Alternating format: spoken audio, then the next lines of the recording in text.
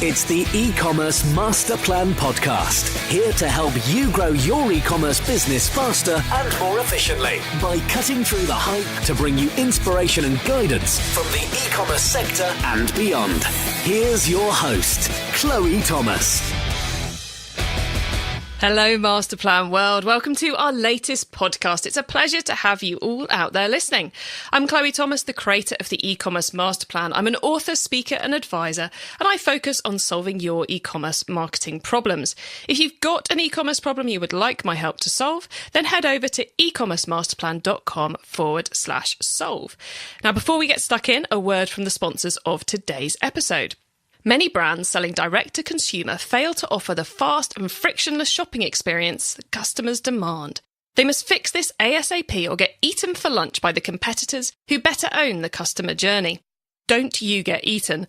Pre-register now at info.brightpearl.com/masterplan to be emailed Brightpearl and Endless Gains special report, Fast and the Frictionless, the new reality for DTC brands. And you'll get that as soon as it's released. Don't miss out on this valuable insight for implementing a frictionless shopping game plan. Okay, today we are doing something a little different on the show. You've just heard an ad encouraging you to get yourself on the list for the free report, Fast and the Frictionless. And in this episode, we're going to be diving a lot deeper into what that's actually all about. If you're a regular listener to the show, you will know I'm often talking and evangelizing about the importance of the customer experience, the importance of understanding what the customer wants and giving it to them, in everything from the product, the service, the delivery, right through to your marketing. We are increasingly in a world where the strength of the emotional connection you make with your customers is your biggest competitive advantage, has the biggest impact on your profit at the end of the year. Serving customers in a fast and frictionless way is the bedrock to building that connection. The more I've learnt about this particular research report and its contents, the more I realised I wouldn't be doing my job as the host of this podcast if I didn't do an episode getting down into the details.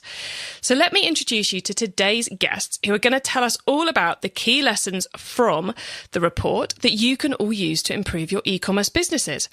I'm joined by Derek O'Carroll, who's the CEO of Brightpearl, and they provide a complete cloud-based back-office solution to help retailers and wholesalers grow efficiently. And also Neil McKay, who's the CEO of Endless Gain, and they create and optimise and personalise customer experiences to increase revenue for their clients. Hello, Derek and Neil. Hello, Chloe. Hi, Chloe. Okay, just so as people know who they're listening to, Derek, what do you sound like? Well, I sound like this, Chloe, and thanks very much for having me on the show today. Excellent. And Neil, how about you? Hi, Chloe. Again, thanks for having me on the show as well. Awesome. Okay, so guys, now you know who's who. So, and I've given our listeners a very quick overview of what we're going to be talking about today, but let's get started at the start. What led you to decide to do this research and create this report for everybody to get their teeth stuck into? Great. So, Chloe, we undertook the research to address a shift in the business model that we're seeing in the market today. So if you think of a traditional model for a retailer, you would consider at the manufacturing point, you'd have a brand, then you'd have a distribution arm, which might be another company, then a reseller function, which might be also another company in another country, selling to the customer. And that's a 4 stages business process. And that's what we all understand as being the traditional business model up to about 10 years ago. Mm-hmm. And with the emerging trends of e-commerce platforms and the technology evolution that's allowed and enabled consumers to become a lot more empowered, there's an opportunity now which is being driven by companies who have really trailblazed in this area, like Under Armour, Dollar Shave Club, Closier, where they have innovative new business models that go direct from the brand to the consumer. So direct to consumer is what it's all about. And we undertook a very extensive survey of 4,000 consumers and 200 brands in the UK and in the USA to find out a little bit more about this phenomenon. So in terms of direct to customer, we're meaning someone who has designed and created their own products, selling direct to the consumer via their own platforms rather than via a wholesaler or a marketplace or something else. Exactly. And then also being able to serve the nuances that exist today as a result of behavior changes That's consumer behaviors. Those nuances being, serve me in a highly personalized way across all channels that I choose to engage with you, and give me that optimized level of service and freedom with regard to delivery and payment options on top. So it's brands engaging on a whole different path of operational excellence in order to be able to satisfy those requirements. Got you. So it's a seriously complex thing to do, isn't it? It's very easy for us to talk about it, but the actual achievement of it is often where people get stuck. Correct, yeah, because it's quite challenging. So if you just back up from that, you say, well, why would you do D2C in the first place? What's the driver for the retailer, the brand? The first driver is obviously revenue and new market penetration at low cost, and obviously driving better margin. But the other area, and you touched upon it earlier, is the ability to own and optimize the data that drives relationships in today's world. So whether that's customer data or supplier data, on both sides of the equation, for the purposes of this report, we're really focusing on the customer data. And in order to be able to capture that opportunity, you've got a number of challenges that need to be overcome if you're really going to take down that opportunity that exists. And those challenges exist around fulfillment, being able to offer and compete with the same level of service that companies like Amazon offer. So same day, next day, which is pretty much the norm now. Mm-hmm. You've got to be able to choose and have the right skill sets internally to understand the technology stack that you're going to need to be able to have a single view of data and information and trade across all points of interaction with the customer. And then obviously it's change management and people, which is the age-old paradigm that exists whenever there's an opportunity. You've got to make sure that you address it, plan for it, but you also get the right type of people with the right type of skills on board. So there's some really big challenges to be able to overcome if you're going to take advantage of that. And where do we start? Because there's a lot of people saying we need to be better at direct to customer. We need to do this, and many businesses, as proved, by some of the stats in the report, want to be offering that to their customers, that seamless experience.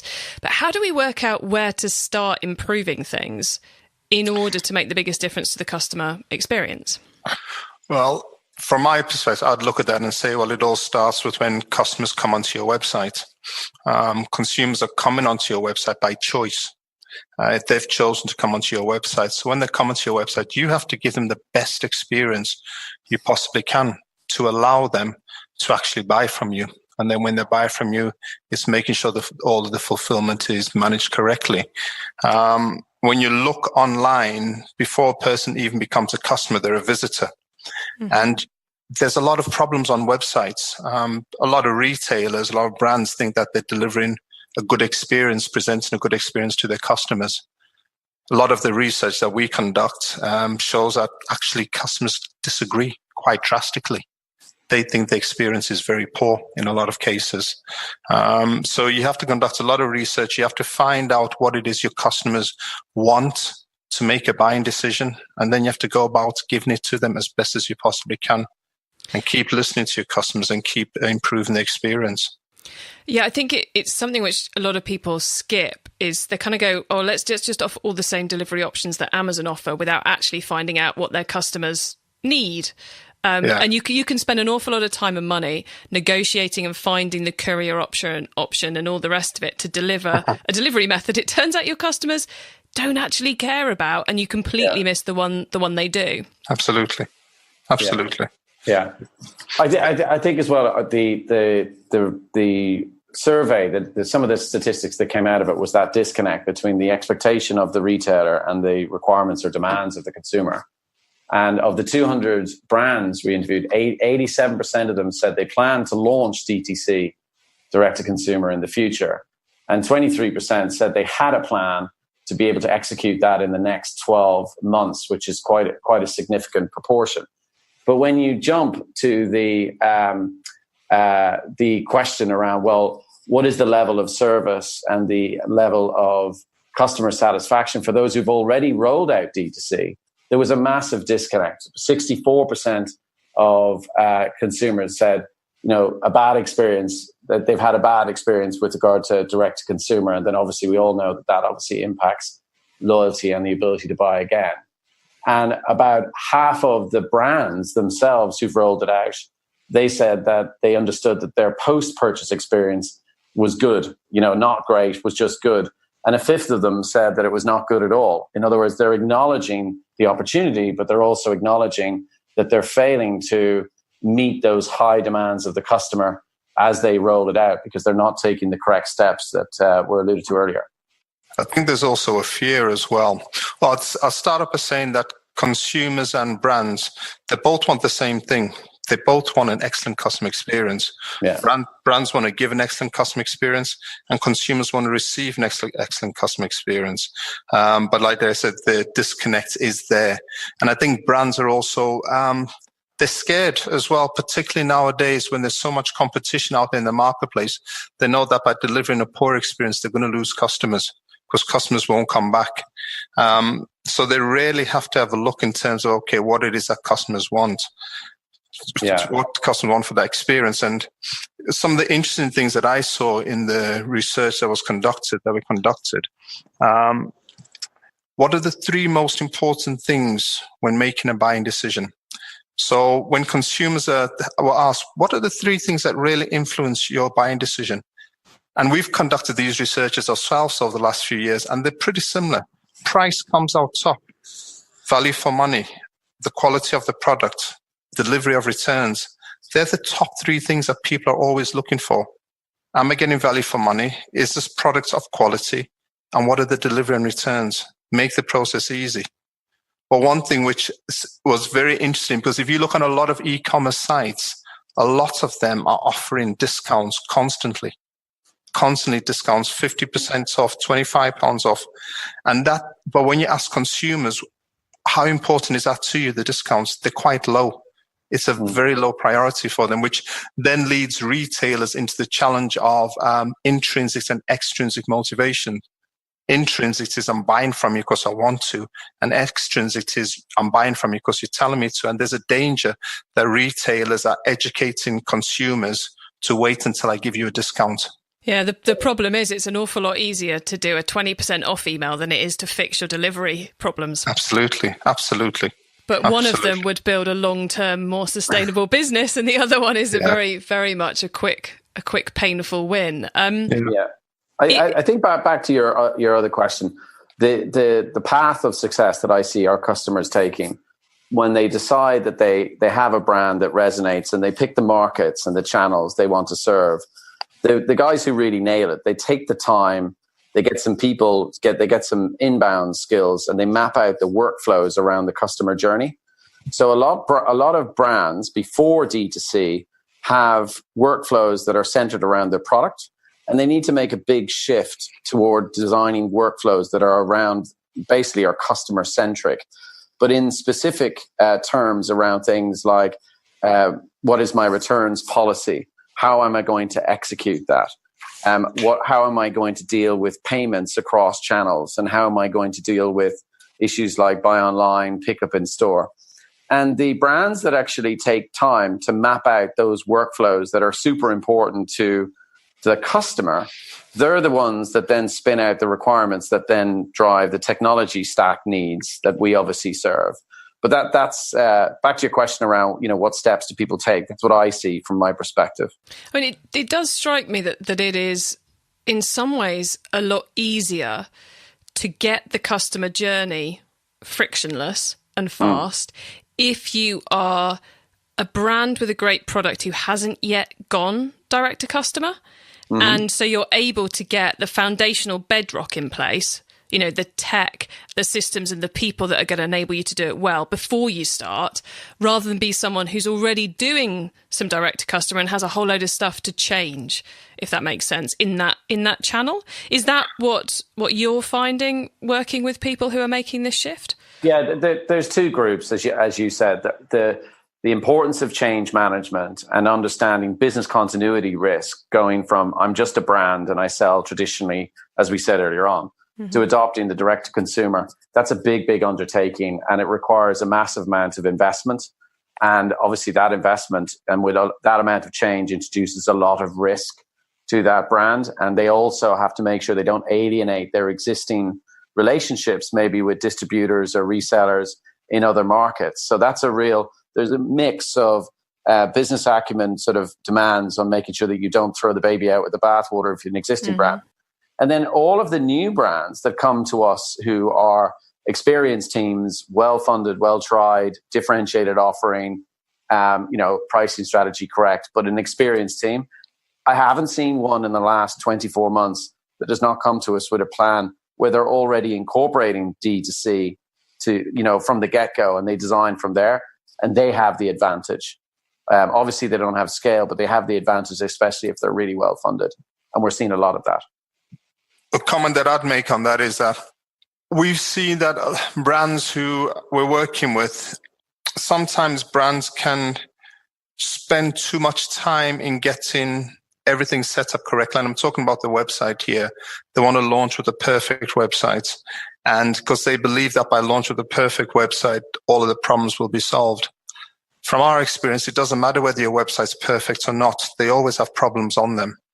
And the friction points that your customers are experiencing are very, very, I wouldn't say they're very relevant, but it also doesn't matter on the technology that you use in some aspects, because a customer who's buying from Amazon will put up with more friction pain points than if somebody was buying the exact same product on my website. They wouldn't put up with it because there's trust factors. So there's many different areas which make up friction points and where people are going to drop off on a website before they actually make the purchase. And sometimes our recommendation is get the products out there, do a lot of research, and find out exactly how your website is making your customers feel. And the technology that we actually have, we have biometric technology, which helps us to understand how websites are making customers feel. And we can then start to optimize on those bases and improve the experience, because no two websites are the same. And don't copy a competitor's solution because it might not be relevant to your site. I think we all agree with that. So true, so true. Mm-hmm. I'm very glad, Neil, that you mentioned friction points there, because I thought that was one of the really fascinating stats that I've seen from the report so far, which is that the number of friction points a customer is willing to accept is quite a lot lower than the number as retailers we believe they're willing to accept. Well, retailers, that piece of research made me laugh, made me smile, because retailers by nature, we have confirmation biases. We believe that what we have, we think we've done a good job. Mm-hmm. We really do believe we've done a good job. And by and large, we have, because we know our site, we know what problems we're looking for, so we can find them and we can fix them. But it's the ones that you don't know about. And when we start to work with any client to optimize their customer's experience on the site, we conduct a lot of research. And I think in the report, retailers are saying that they've probably got 2 or 3 friction points on the site that they know of. They know they give a good experience. And customers are saying they'll put up with probably 2 to 3 friction points before they leave. When we work on websites, from some of the biggest global brands to some SMEs, we are finding hundreds and hundreds of friction points, conversion blockages on websites, literally. And I'm saying on average, anywhere between 400 to 600 conversion blockages per site. And of course, of those, we'll look at the problems in more detail, and you're probably going to get around 70 to 150 real problems on that site, which we can optimize, and it will make an improvement. So I did smile when I saw that retailers think they've only got about 2 to 3 friction points on this side. And there was another sentiment that came out of the report that I thought was interesting, was the erosion of brand loyalty that sort of sits on top as a consequence of these friction points not being addressed. Mm-hmm. It was out of the 4,000 survey, there was 35% said that they were less loyal to a brand a year ago, which is that's a serious concern to a lot of the established brands, and really touches upon the innovator advantage that exists for well-funded companies that are out there against the more traditional brands that don't get involved with DTC in a serious way. That loyalty factor will it will benefit the innovators, provided that they get the frictionless fast and frictionless concept in play when they actually execute. And I think that's another area of opportunity, but also concern that sort of highlights the importance of those small points of friction. And one I would add to the mix is small things like returns. Everyone knows that returns is a big issue. And if you serve the returns last mile really well and you've invested in it, but you haven't looked after the last mile of payments or refunds back to the customer. And I was at an event last week where one of the retailers actually cited that as being a major challenge and erosion to loyalty and brand return in terms of customers coming back to them. If you don't refund people their money quickly to their credit card, you impact that brand loyalty. So that's it's just another small point all the way through the life cycle. You've got to really be maniacal and focused on the detail and walk the shoes of the consumer as it pertains to what you lay out on your websites and the systems you have. But I suppose the flip side to that is, though, that there's a huge opportunity to turn this into a real competitive advantage. If you can build the emotional trust with the customer and remove those friction points, then you are going to be getting a customer who every time they want that product, they're going to come back to you again and again and again. And they're going to do your marketing for you because they're going to go out there and tell their friends what an amazing experience they've had with your business. Yes. I think we both agree with that. And how businesses achieve that is there are many options. I'll just share one with you if I may. Yeah, please do. As customers, every single decision we take is driven by an emotion or an instinct. Every decision. And for us, it's very important that we understand what those emotions are. Because depending upon what those emotions or instincts are, they're either driving the consumer to stay and complete the purchase from you, or they're driving them to leave you. What we do is we go beyond UX and we really look at the customer experience in terms of we work with biometric technology. So we've got equipment where we can bring participants into our office and get them to interact with websites. And the equipment that we have, the biometric equipment we have, can actually tell how this website is making the customer feel. We're able to track their emotions, their arousal, the stress levels, whether the brain is enjoying this experience or not. So what that then does for us when we're working with retailers is we're not just fixing UX problems, we're looking to fix the customer's overall experience. Because if a customer has a good experience, they're likely to work their way from being a visitor to clicking on the buy button to being a customer. And then once you've got that first transaction, they will then you've got the opportunity to then get them on a loyalty basis. So we work very hard on improving the customer's experience by understanding how websites make them feel.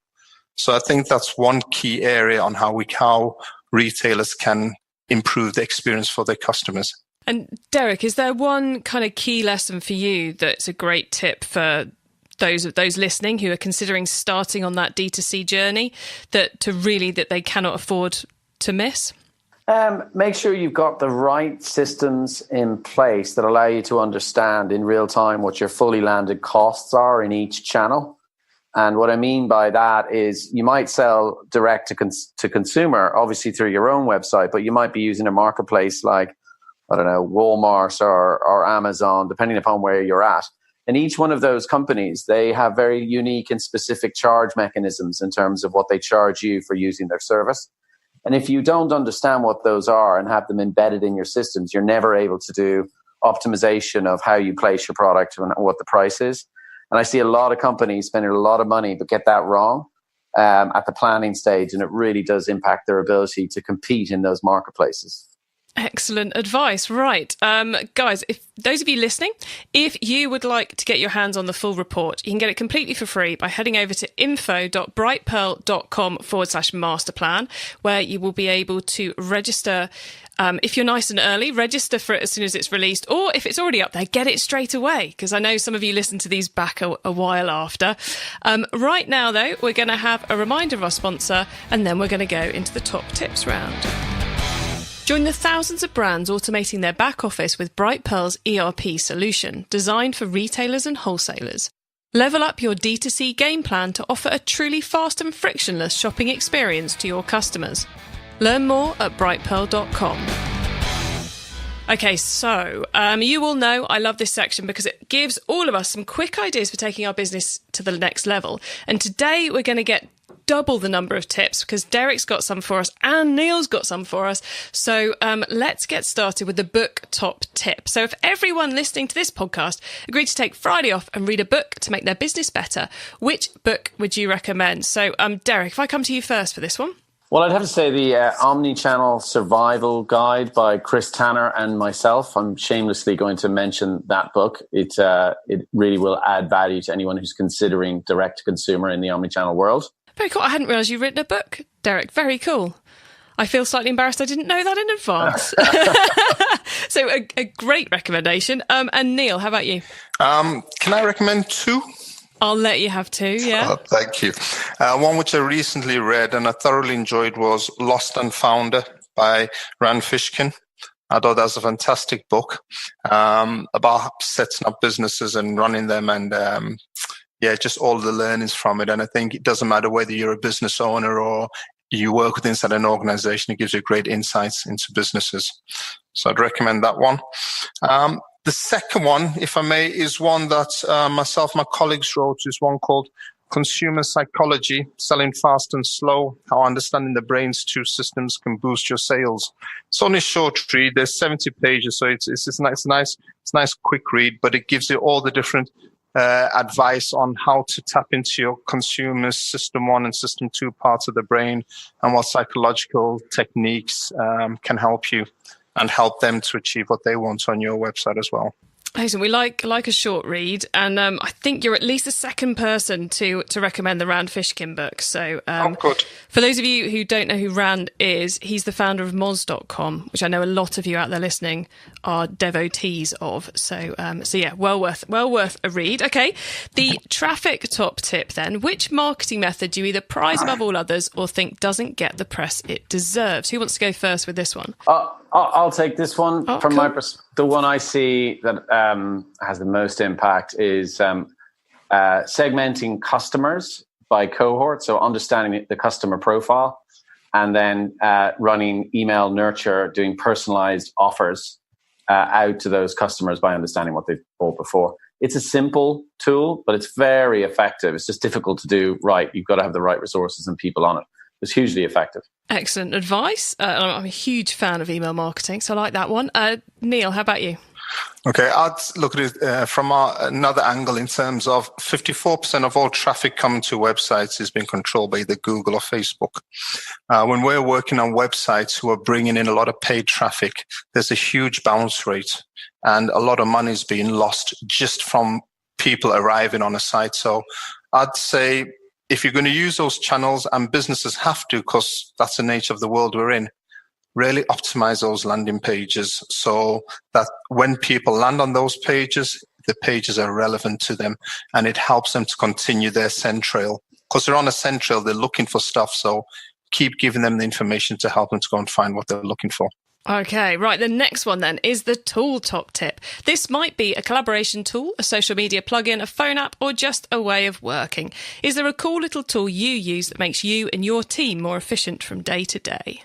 Well, the biggest boon for us is Slack, which I think you mentioned earlier that people have already mentioned that. So Slack's a productivity tool, but if you're a retailer and you're looking for a hardcore tool to help retailing and building more business, there's a tool called Inventory Planner, which is a great inventory forecasting tool that a lot of our customers use. It's very powerful to understanding when you need to buy stock, and actually has a lot of automation capabilities in there that will really grow the bottom line. So Slack and Inventory Planner. Excellent. Okay, so Neil, how about you? I would say ongoing research. And those probably not the answer you want, but communication. All the time when we're working on websites, client websites, we're constantly talking to the consumers of those websites, constantly find out how the experience is for them.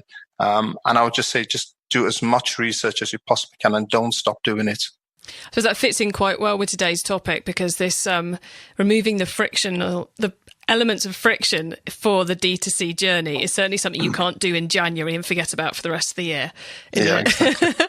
You've got to keep on with it. Okay, then the last top tip is the growth top tip. If you met someone today who's focused on growing their e-commerce business from 100 orders per month to 1,000, what would be your number one tip for them?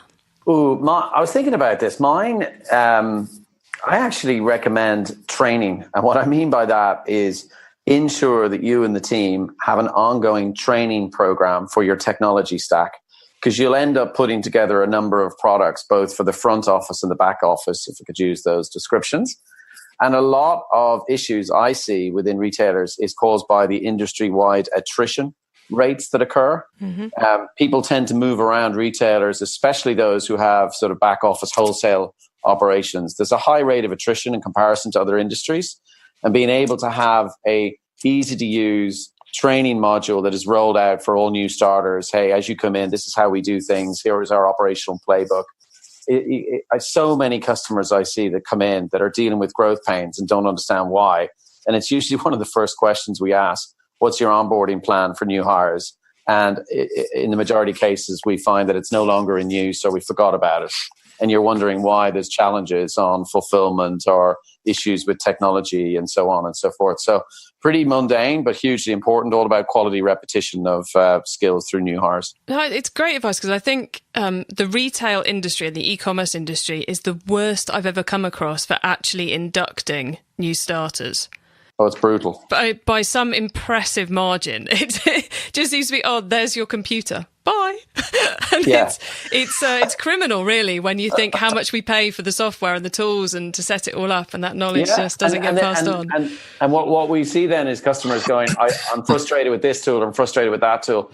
And then they go through the journey of changing tools because someone says, well, I used another tool before. Mm-hmm. So you've got your new hires bringing in all this unnecessary cost, because that's the tool set that they know. And because you haven't invested in training, who's going to win that one and who's it going to cost? Yeah. Oh, I feel like we could do a whole other episode on that, but let's park that rant for the moment. And Neil, have you got a growth top tip for the listeners, please? I would say that increasing your sales from 100 to 1,000 is a byproduct of you giving your customers a great experience.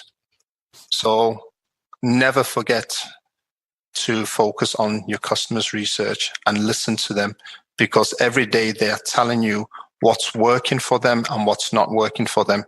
And every day you don't listen to them is a day that you lose and get into those 1,000 sales.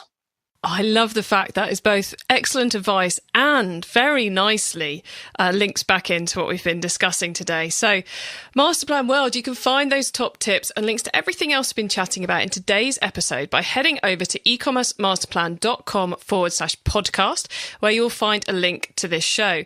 Derek and Neil, before we say goodbye, could you let the listeners know where they can find you and your businesses on the web and social media? Derek, do you want to go first on this one? Brightpearl.com is our website. All information is linked from there. And then, as you said earlier on, info.brightpearl.com Masterplan is where you download the papers. Excellent. And Neil? Our company, endlessgain.com. And our company are very heavily active on LinkedIn, and so am I. So you can find me on LinkedIn as well.